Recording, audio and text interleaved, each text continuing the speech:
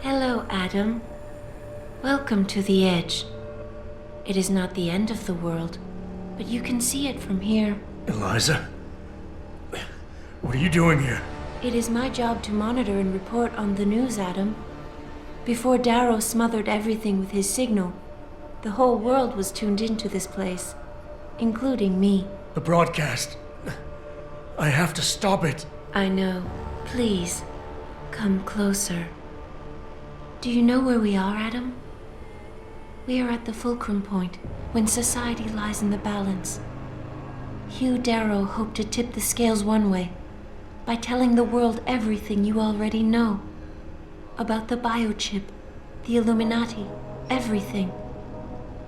He believed knowing the truth would convince mankind to abandon research into human enhancement technologies forever. It would certainly give them reason to fear it. Indeed. Darrow's confession is ready to send. If you want, I can wideband it across all media as soon as you shut down the signal. Everything you worked so hard to uncover will be exposed. But only if you deactivate the broadcast using this control. However, if you desire, I can alter Darrow's message. Conceal the creation of the biochip while putting in new content. Content blaming the Humanity Front, like Sarif suggested. The organization has already admitted to harboring terrorists. It would be easy to convince people they turn to biological warfare in a more desperate attempt to get rid of augmented people. But why? What would that achieve? In time, it could shift the focus of hatred onto people whose prejudices are seen as too extreme, leaving corporations free to experiment with human evolution as they desire. But if you want me to perform this edit for you, you must disengage the signal and activate the video edit function from here. Alternatively, Darrow's message can be adjusted to erase all mention of the power group known as the Illuminati. I can report that lack of proper regulation allowed vast quantities of neuropozyne to become contaminated prior to reaching the market. Taggart's preference. You think the world will buy a made-up story about neuropozyne poisoning? You might be surprised by what people believe. I can convince them. And having experienced the negative effects of corporate negligence firsthand, a majority of people might force the world to place harsh restrictions on all human enhancement research. But only if you disengage the signal and activate the video edit function from here. Of course, there is another option. This passage leads to Panchaea's pressure regulation controls. Destroy them and the installation will cave in on itself, overwhelmed by the weight of the ocean pressing against it. Everyone inside the structure will die. That's a solution? No one will be left to tell the world what happened, Adam. Nobody will be able to spin the story. Including me. The choice is yours. Do you believe you have the wisdom to choose an appropriate future for mankind? Or do you trust mankind to find the answers on its own? If you do this, the unadulterated truth in Darrow's confession may well convince mankind to cast all science and technology aside, to ensure that future generations grow up free and whole. Are you sure this is your choice? So be it then.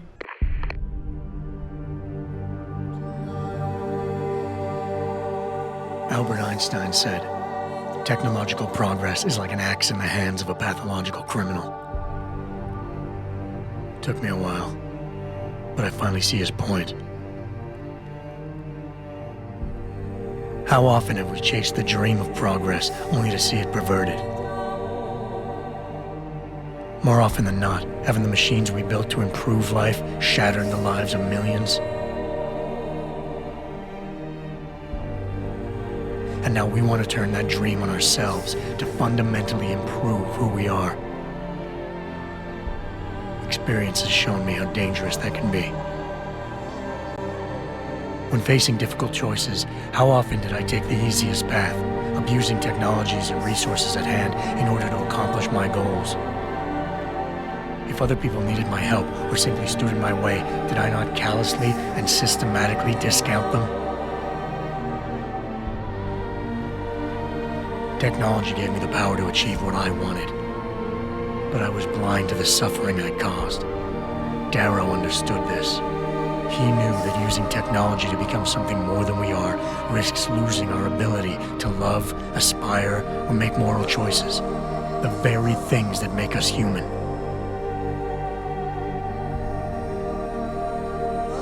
It also risks giving some men the power to make others what they choose, regardless of the cost to human dignity. The suffering Darrow inflicted is not the end of the world. It is merely the seed for change. And change never comes without pain.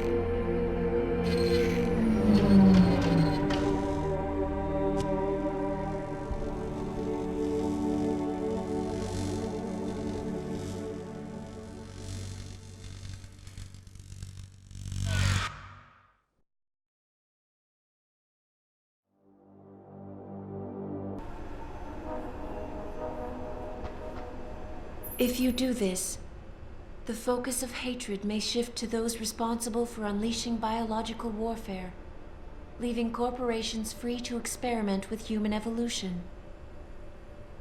Are you sure this is your choice? So be it then. Sarif was right about one thing. It's in our nature to want to rise above our limits. Think about it. We were cold, so we harnessed fire. We were weak, so we invented tools. Every time we met an obstacle, we used creativity and ingenuity to overcome it. The cycle is inevitable, but will the outcome always be good?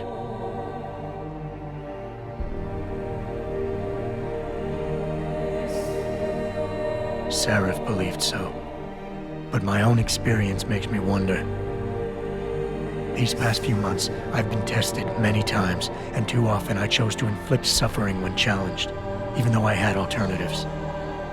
I reacted selfishly, abusing power and resources to accomplish my goals. And I lost my humanity along the way.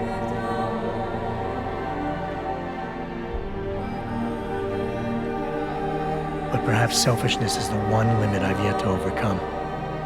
Given time and ingenuity, perhaps man's willingness to improve will turn out to be stronger than any evil we create.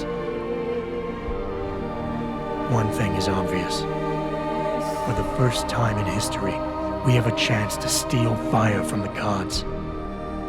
To turn away from it now, to stop pursuing a future in which technology and biology combine, leading to the promise of a singularity, would mean to deny the very essence of who we are. No doubt the road to get there will be bumpy, hurting some people along the way. But won't achieving the dream be worth it?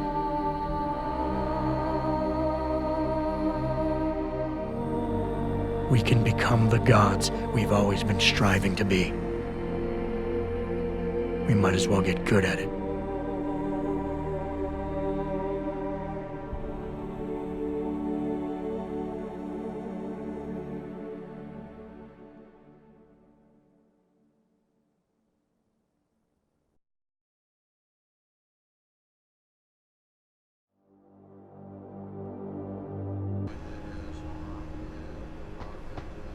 If you do this, first-hand experience with corporate negligence on such a grand scale may convince mankind to enact harsh restrictions on human enhancement research. Are you sure this is your choice? So be it then. Freedom. To those who don't have it, it's more valuable than gold. But where should it start and end?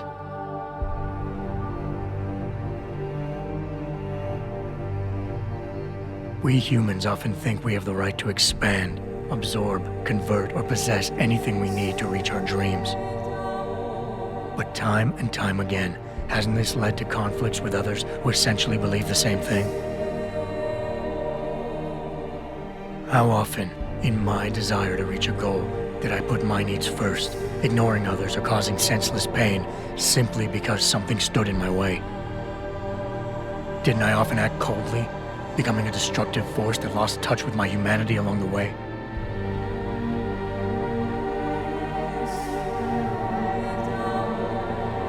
I got what I wanted, sure, but at what cost to others around me?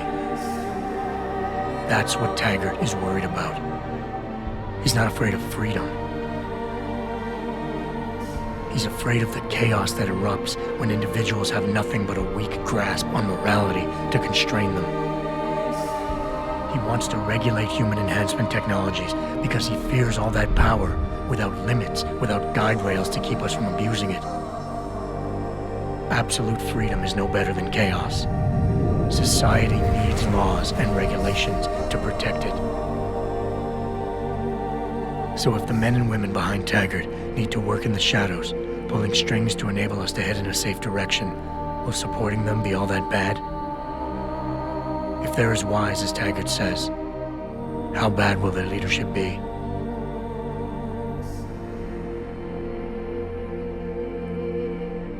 I just hope they stand by what they say.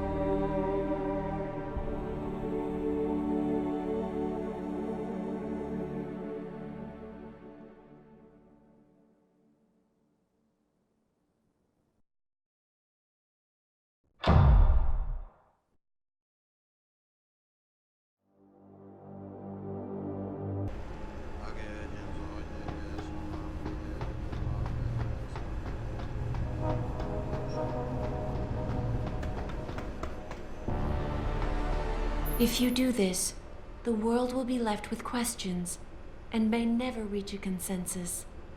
Are you sure this is your choice? We have little time left, Adam. And might I say, it has been a pleasure.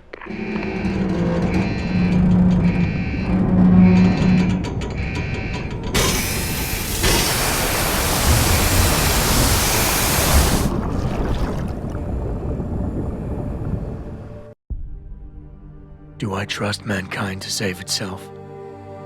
That's what Eliza was asking. The truth is, I don't know. After everything I've seen, all the fighting and chaos around me, all I really know is this. Human beings are survivors.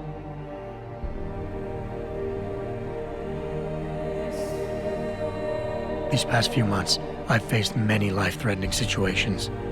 I could have given up many times, but my need to know the truth, to uncover the secrets that others were hiding, and to survive forced me to keep on going. Most of the time, I dealt with obstacles ruthlessly, abusing resources and inflicting suffering before others could do it to me. Detached from my humanity, I may not have done the best thing, but I always got the job done. Thank goodness I'm not the only one out there. Because the truth is, deciding the future for all mankind shouldn't be left up to one man.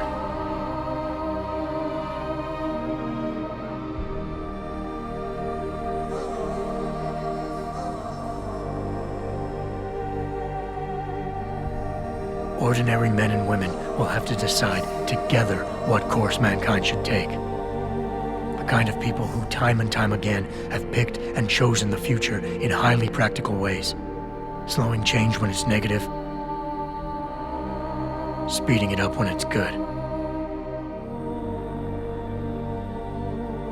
Can they do it again? I don't know. But I do know I'm not about to let anyone in this station, myself included, stand in their way.